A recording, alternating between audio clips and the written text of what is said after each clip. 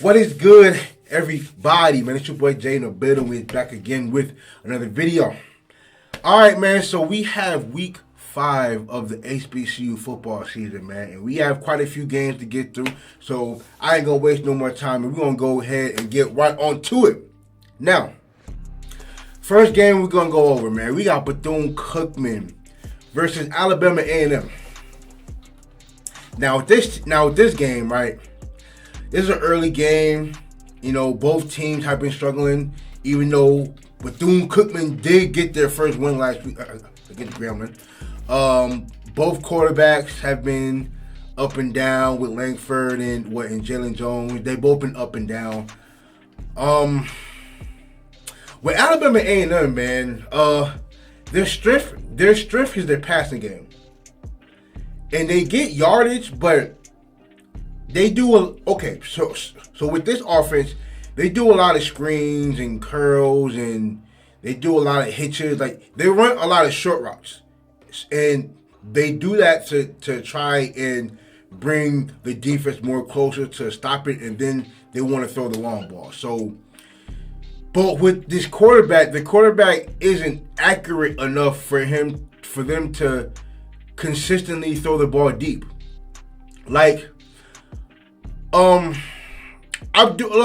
Ibrahim only has 11 catches all year, and I think he's the best. I think coming into this season, he was damn near, I think, top 2, top 3 receivers in HBCU football, and he only has 11 catches. And like with Brian Jenkins, he's top 5 in catches, but he averages 35 yards a game. How are you top 5 in catches, but you averaging less than 40 yards a game? Like, it doesn't make any sense. So, but this offense, they don't spread the ball out enough. And when I mean spread it out, is that they can't throw the ball deep consistently. And I think that's what keeps the defense in. So I don't know if they're going to have a hard time passing on, especially on Bethune-Cookman, because Bethune-Cookman's strong suit on defense is their secondary. I think, they're in the top half in pass defense in the SWAC. And in terms of Bethune-Cookman, they're going to have to try and find ways to give the ball to their big tight end, and they're going to have to consistently run the ball with Bird. Bird had a monster game last week. I think he had over 160 yards last week. And Jalen Jones is just gonna have to he's gonna have to play similar to how he played last week, is to try and gain minutes, hand the ball off to Bird, and do a little dig and dunk passes until you find ways to get your big tight end open. But this game right here, I ain't gonna lie, this game is kind of hard to call because both teams are struggling. However, I think Alabama A&M is gonna win, only because they're at home and they're desperate for a win. This team is definitely not like last year. This team is definitely not last year. But I think I have Alabama A&M winning, and I have them winning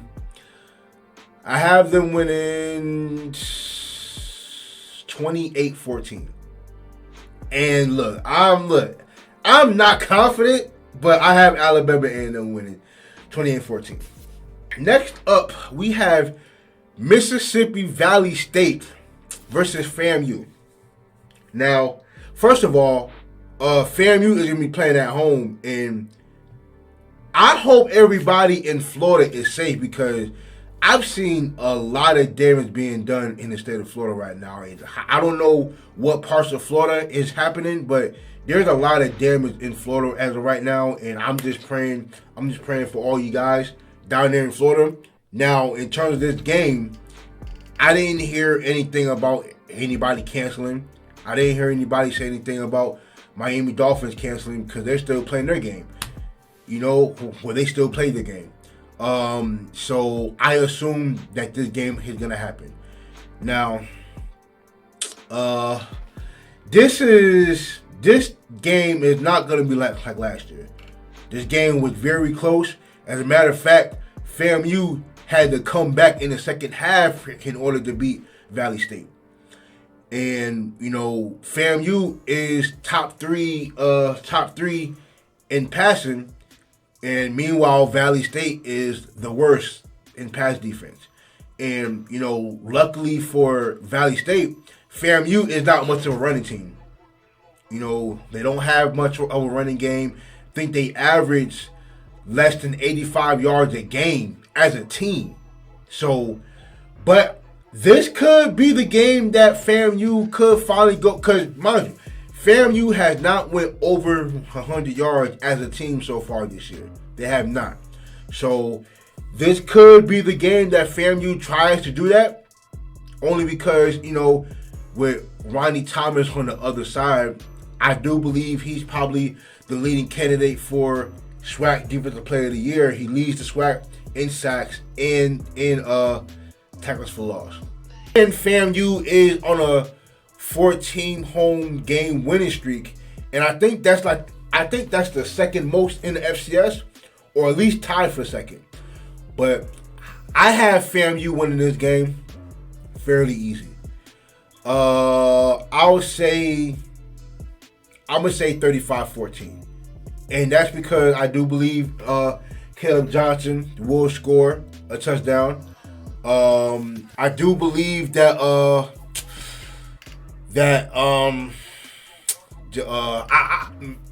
let me say this. I don't know who the quarterback is going to be for Valley State. I don't know. I hope it's Jamari Jones, because although he played against Jackson State. Jackson State made every quarterback look bad so far this year. So I wouldn't hold that against them, but I do believe Valley State will score at least 14 points in this game, but I have FAMU winning. Next up, we have Alabama State versus Texas Southern. I think this is going to be a good one. I think that this is going to be a real good game. I like both quarterbacks coming into this game. Both running backs are top 5 in rushing. They both teams have receivers in top 10 in receiving. Both quarterbacks, D. Davis and Andrew Body, they both can throw the ball. They both can run. They both can throw on the run. As a matter of fact, I think this could honestly be a high-scoring game for me. And this game is going to be played at 7 o'clock. So it's going to be cool. So it ain't going to be hot. And the field is going to be dry. So they don't have to worry about the field being wet. And Texas Southern is going to be playing at home. And hoping that, Alabama State could bounce back from their loss last week. Even though I think a lot of that has to do with the way D. Davis played. He had about 2 or 3 turnovers, including the interception in the red zone. Matter of fact, not just in the red zone, but in the end zone. So I hope, hopefully D. Davis could come back with a vengeance and hopefully have one of his better games this year. Matter of fact, play even better than what he did game 1. But I do believe that this is going to be a high-scoring game. At the end of it, because Texas Southern is at home, I have Texas Southern winning this game. I have Texas Southern winning, I'm going to say 42-35. 42-35, Texas Southern wins this game in a barn burner. I think we are going to see some fireworks between both these quarterbacks. I think this is going to be amazing to see. All right, next up, we have Arkansas Pine Bluff versus Southern U. Now, Southern is coming off their bye week, but I'm not going to lie. The last game that they played against Texas Southern, it left me a big shock. I can't tell a lie. I was completely shocked with the way they lost. Now they're going up against Pine Bluff team that is a predominantly running team. Starting leading off the way with Britton, who's the second leading rusher in the SWAC, and he can run pretty well. But I do believe that I think Southern's strength on his defense is the front seven. Now, I'm curious. I don't know what's going on with Jason Dumars. I think he played one game so far this year, and I think that was against LSU. And outside of that, I haven't seen much from him. Haven't heard much from him. Don't even know if he's playing this weekend. So I think that's going to be something to really look at. But for Southern, I think this is a running team. I do have Southern winning. I'm going to be honest with you. If they force Skylar Perry to throw the ball, especially with how good Southern's secondary can be, even though I think they are having some issues in the secondary. Because last game against Texas Southern, there were a lot of blown coverages. There were quite a few blown coverages last game. So I hope their secondary got that fixed. And if they do, their secondary could be dangerous. But I do have Southern winning. I do believe it's a 14-point game. But I do but Sean McCray has to keep his turnovers down. He threw 3 interceptions and got sacked 4 times. Even though he is the leading rusher, and I do believe they're probably going to try and run more, especially with Gerard Sims and McCray. I do believe that they may end up running Pine Bluff off the field. But I honestly have this being a low-scoring game. I have Southern winning 21-17. I have Southern winning 21-17, but I do believe that this will be a dogfight. I do want to give Pine Bluff in that respect because they actually played Alcorn State really well last week. It was just that Jarvion Howard absolutely put on a show. He put on a show last week, so it wasn't really much Pine Bluff could really do about it. But luckily for them, they're not going up against the SWAC leader in rushing. So, but they're all going up against the two-headed monster, Kim McCray and Sims, when it comes to rushing. But I do have Southern winning 21-14. All right, next up we have the State Fair Classic. We have Fairview A&M versus Grambling. Now, with Fairview, this team is a little bit better than I thought they would be coming into the season. They can run the ball well with Ahmad Antoine and Jaden Stewart and even Conley at quarterback. And Ahmad Antoine is actually top 5 in the SWAC in rushing. And with their defense, the defense is pretty good. I cannot lie. They are a top 3 defense in the SWAC. They're third in total defense. They're second in rush defense, and they're third or fourth in pass defense. They have 4 guys. They have 4 guys in the top 10 in tackles. You got Tariq Monroe, Keyshawn Johnson, Jordan Johnson, and Stacy Brown. You have all 4 of those guys with at least 30 tackles. And then now, one thing about this Fairview team is that they're not as explosive offensively as they were last year.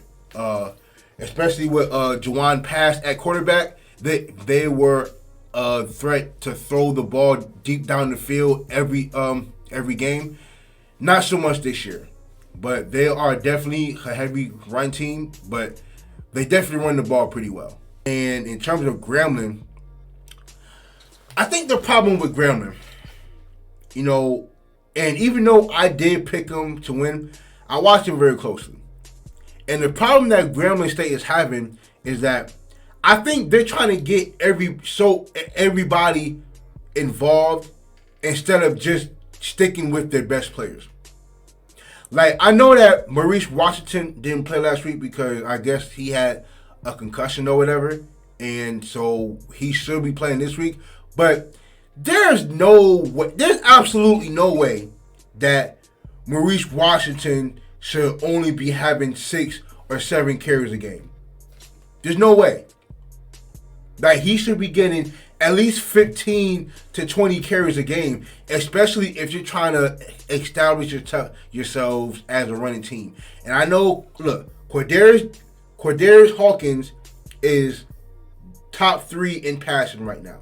He is. But he has the lowest percentage in the SWAC. I think he's the only quarterback that's less than 50%. He's the only one. And that's because I believe that the OC, I think he's trying to get everybody involved instead of just going with his best players. Like, there's no way that Fajon Wilson should not be playing more.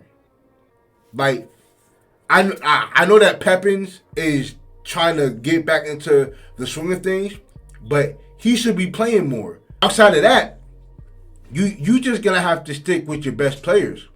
You know what I'm saying? Look, if you gotta rotate with Maurice Washington and Chance Williams, stick with those 2 running backs, because those 2 running backs are definitely your workhorses. Even though Talbert did have himself a real good game last week. I think he had over 67 yards on probably 8 or 9 rushes and a touchdown.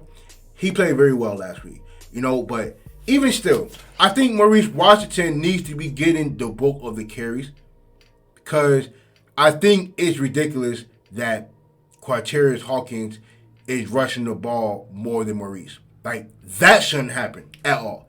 Like, so I think Grambling needs to establish themselves more as a running team and keep it simple. Like, the first half against Bethune, it was beautiful. Like, I think that was their offense. And then in the second half, they just went completely downhill.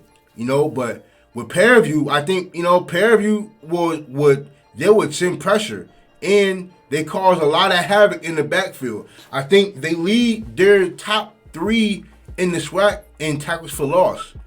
So Fairview really does get after it, So, and man, who I have winning? I'm gonna say Grambling. I believe Grambling wins because they have to. Because I do believe if they don't win this game, I think their season's over. I think, especially with Fairview already being 2-0, this win, if they win, they'll be 3-0. And in terms of Grambling, they still don't have a conference win yet, and they're still trying to get one. So I do have Grambling State winning because they have to win in order to really keep their season alive, because it's going to be real tough for Fairview to have 3 wins and then for Grambling State to make a comeback. I think that's going to be super tough, especially with, Fairview already having a head start, So, but I do have Grambling State winning this game, and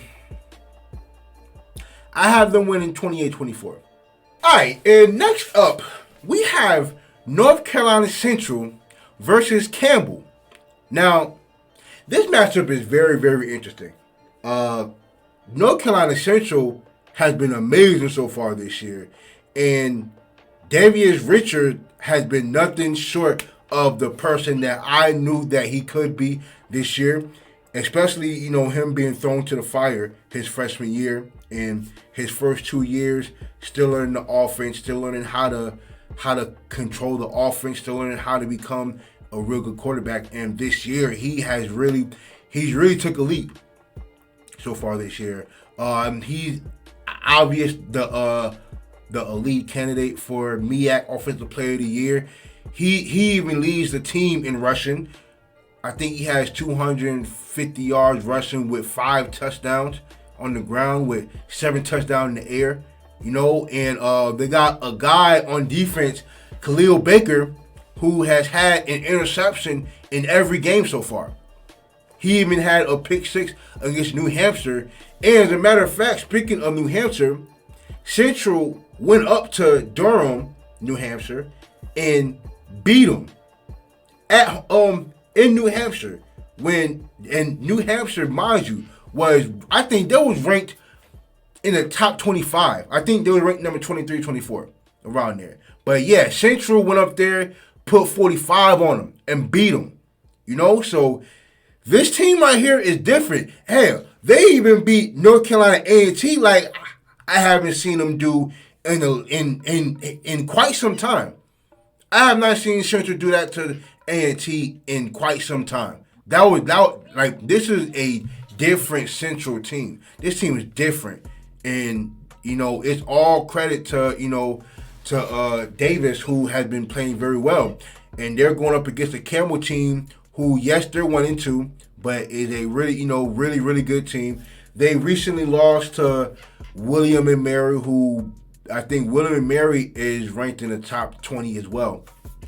And they played against East Carolina 2 weeks ago before they went on their bye week last week. So I think both teams are coming off a bye week. No.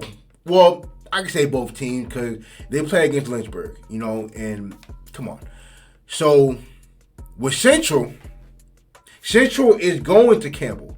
Now, mind you, Campbell is not only favored to win the Big South Conference, but they also came into this season having the top two ranked recruiting class in the FCS. So they have some guys on this roster. And from what I saw when they played against the Citadel, the first week of the season, they looked a lot better than they did last year. So I do believe that this is a pretty much a big game for Central. I think if they beat Central, or if Central beats Campbell, they will have no choice but to put Central in the top 25. Like, there would be no way. Like, they'll have to at some point. You know what I'm saying? So, and Campbell has quite a few HBCUs on their schedule. I know that they played Jackson State this year. They have A&T, in their conference, of course. And then the last game of the season, they played against Delaware State. But they started off with Central. So, but of course, I'm riding with Central. I don't care. I'm not gonna predict the score because I have Central winning. I haven't seen much of Campbell to make a prediction. But yeah, I got Central winning. I'm riding with HBCUs all day. Don't matter. And I'm not gonna make a prediction on Scarlet Heart and Norfolk State, but I will be going to that game this weekend. So y'all, for those of y'all who go to Norfolk State and going to the game, y'all just be on the lookout, man. I will be there. Look, and y'all coming to Connecticut anyway, so I'm about 45 minutes from the stadium, so I would definitely be there, man. But those are my predictions. That's my review. Hopefully, all these games will be very, very good ones. Hopefully, all my picks come true. And I hope you guys have a really, really, really good weekend, man. And I will see y'all Sunday or Monday with some reaction videos if they decide to come, man. But I will holler at y'all this weekend unless I have some videos that will sneak up on y'all or whatever. But y'all have a good weekend, man.